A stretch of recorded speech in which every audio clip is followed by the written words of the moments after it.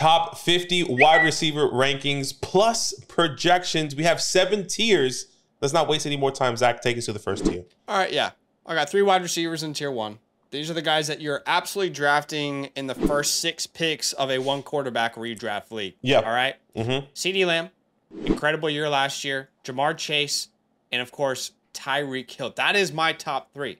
That's the top 3 of my projections. I know not everybody might not agree. But last year, CeeDee Lamb and Tyreek Hill both averaged over 23 points per game. Jamar Chase, I get why people might be hesitant to draft him, but we're just 1 year removed from him averaging over 20 points per game himself in 2022. Now that Joe Burrow is back and healthy, you know, we have heard some concerns around his elbow, but I'll monitor that as I go, and I'll change my projections if I need to. But I got both of these guys projected to be the number 1 wide receiver on their team very easily, and to see the most fantasy points in fantasy football this year.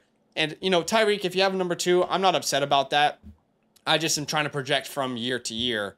I don't just want to copy and paste last year's rankings or how players finished into a rankings video. So, yeah. No, that makes sense here. All right, take us to your tier 2, because I think that's where the conversation starts here.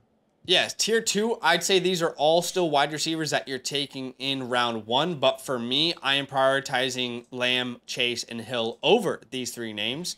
That is Amon-Ra St. Brown, who's my wide receiver 4, Justin Jefferson as my 5th, and A.J. Brown as my wide receiver 6. Those are the 3 wide receivers I've got in that top tier. Amon-Ra St. Brown last year had an incredible season, finished as a wide receiver 3 in fantasy football, 164 targets, over 1,500 yards, 20.7 fantasy points per game. I think he's a safer play than Justin Jefferson. And I know not everybody's going to agree with me, but Justin Jefferson, I know he's been great without Kirk Cousins in splits, but now he's going to have rely an entire season on Sam Darnold or J.J. McCarthy. I just don't know how much we can rely on that. And in my rankings, I've just slightly brought back how efficient that offense might be, which has put him as my wide receiver 5. And as far as A.J. Brown, 158 targets last year, almost 1,500 yards, 17 points per game. He's a difficult one because if you look at his beginning of the season, it's like one of the best wide receivers in football. No question. In the second half of the season for A.J. Brown, it was like, what the hell is going on? This is a different person. So I just don't project him not to be like the dominant number 1 on that team. Yeah, so my biggest thing here is that I actually, in my rankings, have Amon-Ra in that tier 1. Because when you think about it, going in those first 5, I'm fine with that. 5 to 4 picks, Amon-Ra is always either after Tyreek Hill or after Jamar Chase, and doesn't really feel like a tier break in my eyes. So I completely... Well, let me ask you this, though. Let me ask you this. Would you draft Amon-Ra over CeeDee Lamb, Chase, or Hill? Would you ever do that? No. That's where the tier separates for me. For me, because I'm in my tiers, that's how I utilize them in real life. Is these are the groups of players that I would draft, and I feel like I'm getting the same thing. And I'm okay to take one over the other. I'm okay if you want to take Tyreek Hill over CeeDee Lamb in a league, or Chase as your number 1 wide receiver. Yeah. But for me, I can't take Amon-Ra over any of those names, so I can't put them in the same tier. Whereas with Amon-Ra, Jefferson, and Brown, I don't mind how you have it. Sure. Okay. For me, when thinking about it, you know, I look at Amon-Ra. He's one of 5 wide receivers this past year that finished with 20+ fantasy points or more, and per game. Yeah, per game specifically. The other person that's not on that list that we haven't spoken about is Keenan Allen, but we all know his situation, and we feel comfortable with all 4 of these wide receivers. So I can understand the conversation. Yes, I'm not going to take him over them, but I think it just falls in the same tier. He will always be last in that tier, but I understand. Take us through Justin Jefferson's projections, because you did say we're going to see a little bit more of a decline in what that's going to potentially look like for Justin Jefferson with J.J. McCarthy or Sam Darnold. So take us through what you're potentially projecting him this year. So any projections for Justin Jefferson right now, look, at the moment, I have Sam Darnold playing 40% of the season. I have JJ playing 60%. And projections could drastically change just by that. Like if Sam Darnold ends up playing the entire season, to me, that indicates that he's actually playing well. Sure. And that could be really good for Justin Jefferson. So it just depends on, I guess, who's actually playing quarterback and how much we can rely on them. I love the Kevin O'Connell system, but at the moment, I have Jefferson projected to see 174 targets, but I don't think they're going to be the type of targets, the quality of targets that he's used to seeing in the past. I mean, if you look at Justin Jefferson's catch percentage, you know, in the, I guess, Kirk Cousins era, if you will, it's relatively high. He's got 71% of his passes that were caught in 2022. Last year, that was at 67%. Like that's a pretty high number. Yeah. For a wide receiver. So I think that could come down to like the low 60s. By the way, we've never seen Sam Darnold support a fantasy wide receiver ever. No. We've just never seen that happen. So it's kind of all a projection at this point. But I still have him getting over 1,500 yards. I think the touchdowns will be a little bit more difficult to come by as well when you have Sam Darnold and McCarthy instead of Kirk Cousins. So still think he's going to be explosive. Still think the targets that he get that are catchable, he's going to execute on, but I just don't know how many targets will be catchable. Okay, yeah. And when you think of, this rookie quarterback, especially with JJ McCarthy, it's really hard to envision him supporting somebody as well. We haven't seen that according to your model. We haven't seen that from a rookie quarterback outside of a handful of guys. And JJ McCarthy, if he does play the full season or even half of the season, it's difficult for me now. In the last 2 decades, we have only seen 2 quarterbacks support a top 12 finish.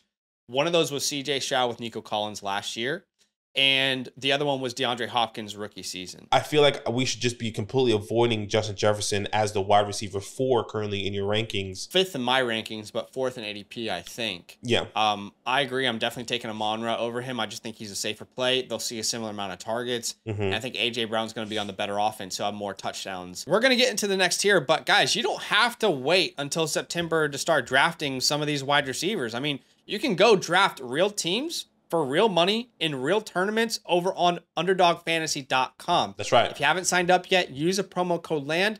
We're going to match your deposit 50% up to $250, meaning you could get $125 free dollars just by using the promo code LAND. Come on. Also on the website, they've got player props. They call them pick'ems. Whatever sport you want to bet on, give the higher or lower on that player prop. And they've also got season-long projections over there now, which is awesome. You can bet the higher or lower for a season long and obviously beat the system. 5x, 10x your money. So check out the pinned comment if you want to sign up. Let's get back to the video. Take us to your next tier. All right, next tier, we've got Garrett Wilson, we've got Puka Nacua, and we've got Marvin Harrison Jr. Now, I think some people might be upset that Puka Nacua is this low. Let me just say that if you look at the target share with and without Cooper Kupp on the field, more specifically, if you look at the target share when Matt Stafford is healthy, Cooper Kupp is healthy, and Puka Nacua is healthy, these guys are closer in what they produced for you last year than what a lot of people anticipate. So when I went out and I projected this offense, I had to take that into consideration. At the moment, I have Puka Nacua with 26% of the target share. That's 159 targets. I have Cooper Kupp with 24% of the target share. I don't think people realize how many targets Cooper Kupp could still get here in 2024. Yes, he's been injured, but if he's healthy, if he can stay healthy, and he's come back from injury before. Remember, he tore his ACL. The next season, he was incredible. So, I think Puka Nacua is probably going to be the more explosive player down the field. We've seen him make some ridiculous catches down the field. I think yards per reception, he'll dominate. But last year, Cooper Kupp was the favored guy for touchdown equity, right? Like in the red zone, we saw Matt Stafford rely on Cooper Kupp more than he did with Puka Nacua. Does that change this year? Maybe. But at the moment, I love Puka Nacua. Still give him almost 160 targets. But I just don't think top 4 is a realistic outcome for him this year if Cooper Kupp is healthy. If Cooper Kupp isn't healthy, he could be the number 1 wide receiver. So I see where people are coming from there. Yeah, there's a huge difference when it comes down to the value as well from Cooper Kupp to Puka Nacua going in the mid to first round. Cooper Kupp going 3rd, 4th round currently. 4th, So incredible value, which we'll definitely get to when it comes down to Puka Nacua and Cooper Kupp. Let's talk about our first rookie here in Marvin Harrison Jr. Because, we spoke about some of these. I kind of have him. I was supposed to be in the Dark Horse video, guys. Had COVID. Marvin Harrison Jr. was going to be on that list for me. And that's really difficult because that's a rookie. Take us through your projections there because I think this is really exciting, especially with the history of Kyler Murray and how he has produced fantasy relevant wide receivers. Yeah, I think you're going to see 2 players really dominate target share this year, Marvin Harrison Jr. and Trey McBride. Sure. I think those are the 2 names that are going to see the lion's share of the targets. I know we like Michael Wilson. Greg Dortch is a fun player. But at the moment, I'm just projecting Marvin Harrison to see a very high percentage of the targets in Arizona from day one. the pedigree of this name, the talent, the draft capital. Historically, we've seen top 5 wide receivers in fantasy, top 5 drafted wide receivers as rookies perform really well in fantasy football. So I've given him 27% of the target share, which is very high, I'm aware. 157 targets, and I've got him around 9 receiving touchdowns in his rookie season. It's bold, it's a projection, but I think he comes out the gate firing pretty much straight away. This isn't a guy that you draft and you're like, well, let's wait until midseason, see how the rookie does. No, like this is the guy stepping in to be the dude pretty much from day one, in my opinion. I completely agree there, but take us to your next tier then, tier 4. All right, tier 4 is the largest tier so far. Drizzy Drake London, Jalen Waddle, Nico Collins, Mike Evans, Chris Olave, Devontae Adams, and Stephon Diggs. I got Nico and Diggs in the same tier. Where do you stand with those guys? Because I think your team Tank Dell. Yeah, I'm team. When it comes down to value in a draft, is Tank Dell. When it comes down to who I'm most comfortable with, is Nico Collins. Currently going in the 4th or end of the second round in your redraft leagues. There's no doubt in my mind that he is locked in as the #1 wide receiver. Stephon Diggs is going to have spike games, but he's not, in my opinion, somebody that is going to be demanding the 140 targets that he has been essentially in his career with the Buffalo Bills. I think he takes a step back, and Nico Collins easily is going to be the leading in target projection, where Stephon Diggs will have spike weeks. I projected a little bit different. I think Nico Collins and Tank Dell will do more with their targets. They'll be more explosive players. They'll be bigger touchdown threats down the field. But I do actually project Stephon Diggs to get the most targets in this offense this year. I've given him 22% of the target share, 21% to Nico Collins, and 19% to Tank Dell. I still think that, again, Collins and Dell are going to do more per reception. They're going to have a higher touchdown percentage. But I just still think that there's a reason they brought in Stephon Diggs. Stephon Diggs is not someone who's like, yeah, you know what, make me the 3rd guy on the team, and I'll keep harmony and in the locker room. No, he wants to be here. He wants to prove a point. He wants to make Buffalo look silly. So I still have him getting around 137 targets this year. Wow, that's a lot. I just don't see why they wouldn't feature him. He's been one of the best wide receivers in the NFL over the past 4 years. I know he's had Josh Allen, but now he's got CJ Stroud. I don't know. I think I'm very comfortable in saying Diggs will out-target Dell. I'm very comfortable in saying that. Between him and Nico, I don't know which way that would go, but I just think if you're thinking of like the easy ways to get your receiver the ball, right? Screen passes, design plays, slants. I think Diggs is probably the #1 guy you'd want to design those plays for in this offense. So that's why I've given him 22% of the target share here in Houston this year. Yeah, I mean, 136, 34, 37. That is not what I'm projecting. I'm not projecting anywhere near that. I mean, that's fine. So what do you think Diggs is going to get then? What's your projections? And we see that difference here. And for me, I'm projecting more from 91 to the 93 range. I currently have him. Holy shit, that's incredibly low. 93 targets? 93 targets. And once again, because every single one of these guys is going to be fed. And yes, it's low for Stephon Diggs because of how much targets he was getting. That's not going to happen. Why? Because he has been the only wide receiver in Buffalo for his career in New York, right? I think that's a shaky argument, my man. I think that's a real I don't know. I mean, even his last year in Minnesota, he had 94 targets, and that was with prime Adam Thielen. Yeah, I think exactly undervaluing what he has 2 other people. You just said in prime Adam Thielen, he had 94 targets. That's exactly where my projection is coming from. I said 91 to 93 here with Tank Dell and Nico Collins. Okay, but he wasn't the player that he was the year he left Minnesota. He's a different player now. Yeah, and he's a different player even now going to the Houston Texans. He has a different respect from the league, a different expectation from the league and from offensive coordinators. I mean, over the last 4 years, he's averaging 161 targets, and you're telling me that he's going to get 94 this year? I mean, I'm not expecting him to be like the clear, unquestioned #1 wide receiver, but I just don't understand. I would say it's not that projection at all. For me, it's just not because it's because of how I'm projecting all 3 of these guys, and it's not surprising when it comes down in my eyes, to Stephon Diggs because of what we've seen in the past. I think there's a lot of recency stuff that's happening with Stephon Diggs and they're projecting the 140-something targets. Recency? You mean the last 4 years of his career? Sure. And the last 4 years of career, once again, he had nobody. And then you go back to saying, well, what about Adam Thielen? That doesn't mean that he's like automatically the third receiver in this offense, though, just because. No, and I'm not saying he is. Why? I'm not saying he is. I'm just saying I don't think he's automatically going to demand the 100 and 130 plus targets that you're saying. I just don't see that happening.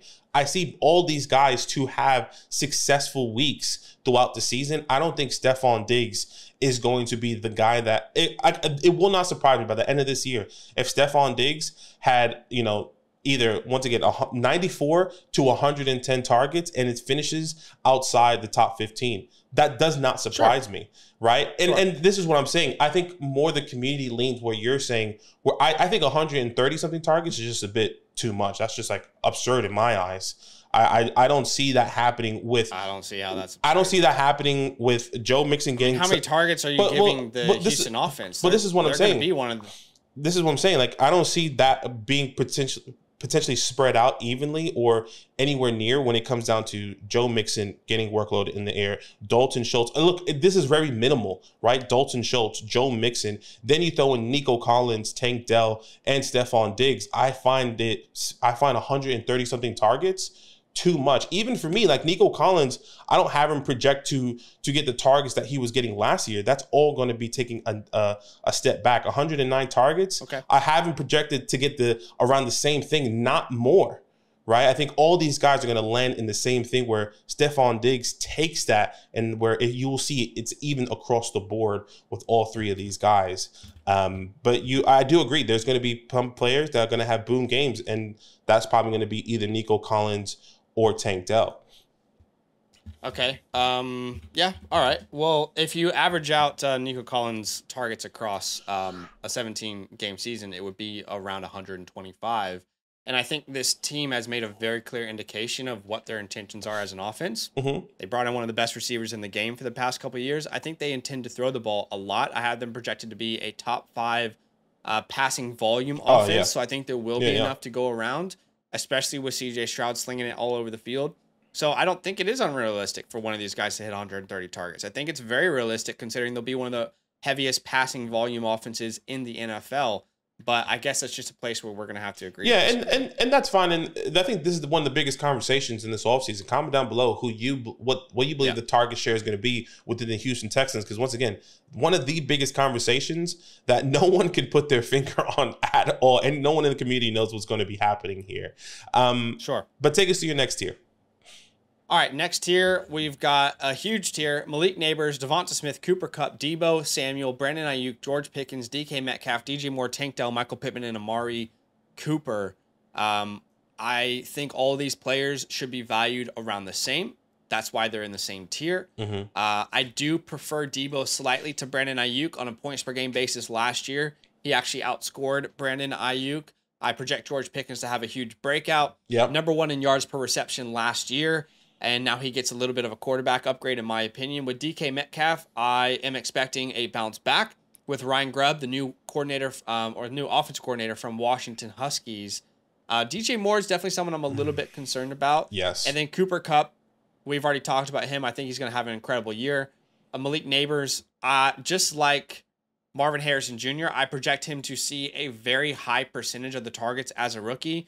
You could actually make a case that he has a chance to out-target Marvin Harrison pretty easily. I mean, the rosters are completely different. Yeah. Marvin Harrison Jr. is competing with targets from Trey McBride, Michael Wilson, James Conner, whereas for Malik Neighbors in New York, it's Wan'Dale Robinson, Darius Slayton, no tight end of note, Devin Singletary. So I've got Malik Neighbors 27% of the target share. I don't think it will be that efficient. That's why I've given him 62% a catch rate. Sure. So I still think he hits over 1,100 yards, and I think he's a big difference maker for that team. Yeah, I mean, this is a great tier here. I think there's a lot of question marks, a lot of ups and downs, a lot of guys that could see themselves pushing them into that tier 4. every single year. They're just outside with all the other situations that are happening, like Deebo Samuel. I think 2 years ago, Deebo Samuel will easily be up in these other tiers, right? Same thing potentially with the likes of DK Metcalf and or Amari Cooper, which is so interesting. I think one of the best values in draft right now. So all these guys, I think, are phenomenal values going around ranges from round 3 to round middle of the 5th round, sometimes on a good day for some of these guys. So I completely agree with this tier 4. Take us to your next tier. Tier 6, big tier again. T. Higgins, Zay Flowers, JSN, Christian Kirk, Rashee Rice, Chris Godwin, who I am definitely coming around on with reports of how they're going to use him. Jaden Reed, Terry McLaurin, Deontay Johnson, and Ladd McConkey. Maybe a surprise name there to have Ladd that high, but that's the tier 6 there. I like all these names ideally as like your wide receiver 3 in fantasy. That would be an ideal scenario. With Rashee Rice. Yeah. If he doesn't play the entire year, I'll have to change his projections. Okay. Take us to that Jackson Smith and Jigba with Ryan Grubb offense there, because I know that's another 3-headed monster, kind of very similar to the Houston Texans offense. What are your projections with Jackson Smith, and how? I know you were kind of talking about him being a breakout player for you, if I'm not mistaken. Correct me if I'm wrong there.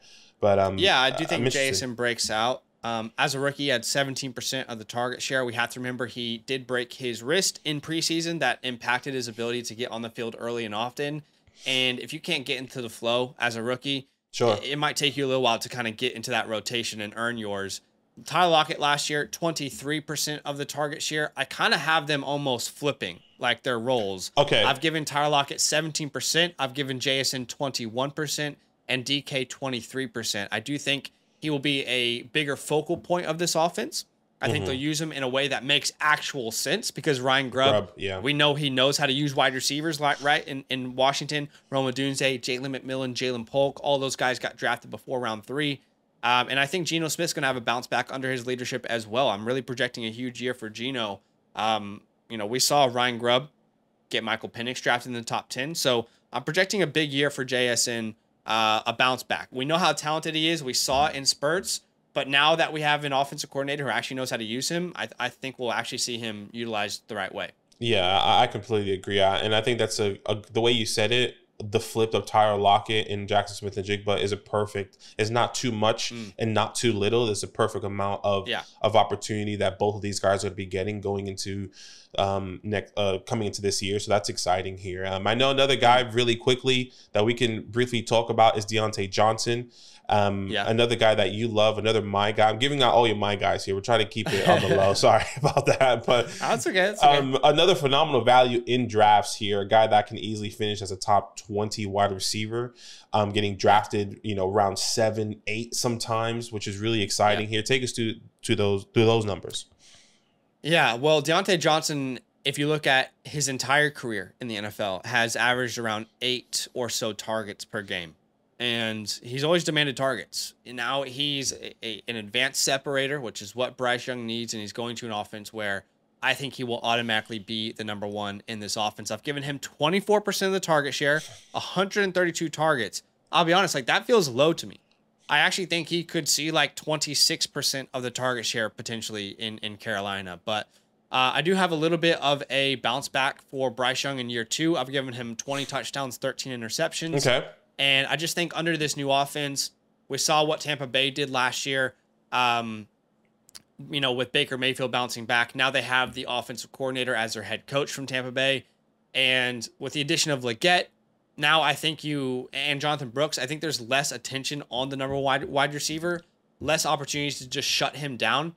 But if you look at the wide receiver 1 in last year in Carolina, that was Adam Thielen. He got 26% of the target share. So I feel like I'm being, I feel like I'm being conservative, giving Deontay 24% myself. Yeah. I think he could have 140 targets in this offense. Yeah, I was going to say Adam Thielen last year, 137 targets. I mean, he was a top 12 wide receiver in the first 6-7 weeks of the season before, Bryce Young got hurt, or he kind of got nicked up as well. So I'm excited. And I guess I'm trying to take into account that they did add a couple weapons that they might, spread the ball a little bit more. But I still think Deontay's the number 1 there. Okay. All right. Last tier 7. A lot of great guys here. Take us through it. Yeah, tier 7, Calvin Ridley, DeAndre Hopkins, Jordan Addison, Keenan Allen, Hollywood Brown, Brian Thomas, Rome Odunze, Xavier Worthy, Christian Watson, Brennan Cooks, and Tyler Lockett. Who do you want to talk about first here? Honestly, I have 3 of my favorite players in this tier. DeAndre Hopkins, Christian Watson, and Brandon Cooks. Another 3-headed monster. So maybe we'll just go through through these Green Bay opportunities or Tennessee, whichever one you want to go through first. So we can talk about those offenses. We can talk about the Titans here. I have given both Ridley and Hopkins the same target share. I don't think just because they signed Calvin Ridley in the offseason that means he's the number one. DeAndre Hopkins was still playing at a high level last year. My concern is like, how much can we really rely on Will Levis? I've given him a 61% completion percentage. If you think he's going to break out, like what do you think that means? Like, how good do you think he's actually going to be for this team? Because last year he completed 58% of his passes. I mean, 58% is where he was last year. So for me to give him 61%, to me, that's a vast improvement. But if you're going to sit here and say, no, he's going to complete 64 to 65% of his passes, that would be like an historic improvement in accuracy. But he just doesn't feather the ball very well. You know, the deep ball is fine, but like the intermediate over the middle of the field type of stuff, the short game, he just doesn't have a good like feather to his game. So I'm projecting him to complete about 61% of his passes. And ultimately, I think Ridley and Hopkins are going to get targeted a lot, but I don't know how accurate those targets are. I got both of them. I got both of their catch percentages under 60%. I don't know. Maybe that is a little too low. No, I understand. You know, the caution with Will Levis and how he has performed and the things that he needs to improve in. If you look last year, Calvin Ridley caught 55% of his passes in Jacksonville. DeAndre Hopkins had a 55% completion percentage last year. So actually for Ridley and Hopkins, I'm projecting their catch percentage to go up, and it's still, you know, some of the lowest in the league from like those number one weapons. So I guess like if Will Levis ends up being like a top 10 quarterback, these guys will be huge deals, I think. Yeah, no question coming into this year. Right? Anyone else? I mean, we can talk about Christian Watson. Don't want to go too deep in the another three-headed monster, but some really great values there potentially as well. I think maybe the one that people want to know about the most is Chicago. Yeah, I think that's another one. I've got 2 of them in this tier, Keenan Allen and Rome Odunze. Yeah, that's I just think Keenan Allen's situation has completely changed. You know, you're going from your career being the number 1 target in an offense, you know, kind of similar to Stephon Diggs. Yeah. But for me, the difference between Diggs and Keenan is Diggs is going to a situation where we know he's got a top-level quarterback. We absolutely know that this guy can produce top-level fantasy wide receivers because we saw it last year with C.J. Stroud. With Keenan Allen, as much as I love Caleb Williams, it's still a question mark. We still don't know for sure if Caleb Williams is actually going to be good in the NFL. There's a lot of signs that he could be good, but again, only 2 quarterbacks in the last decade have had a top 12 wide receiver as a rookie. And I think top 24 is about 29% in the last decade. So betting on Keenan to be a top 24 point, scorer this year is not historically realistic. So it's just, it's difficult to really project this offense. I've given Keenan 21% of the targets. That's 121.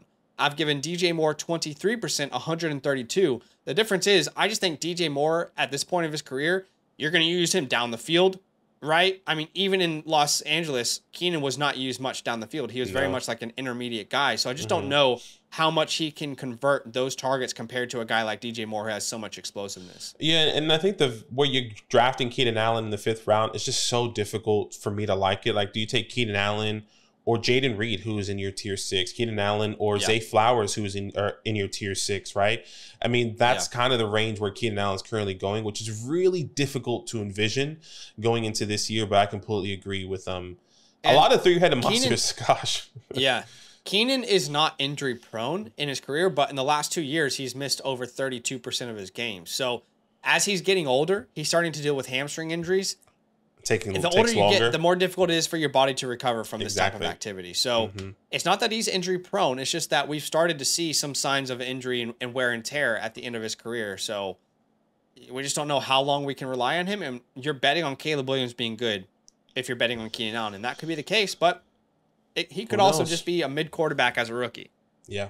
I completely agree with some of these young rookie quarterbacks. Maybe you shouldn't be drafting any of these guys that have rookie quarterbacks because of your model that you're now saying. Obviously, they're going to be outliers. We made a video about that. Maybe I'll put a screenshot here of my research so you guys can see. But yeah, definitely be careful what wide receivers you're drafting, because they need a good wide receiver or a good quarterback to rely on in fantasy football. Yeah, completely agree. All right, that's it for today, guys. We appreciate you. Thanks for watching. Drop a like, and we'll see you soon. All up. Now that those idiots are done talking, who needs some rankings? Hell yeah, I need some rankings. Then use promo code LAND, LAND, for 30% off any membership at flockfantasy.com. Oh.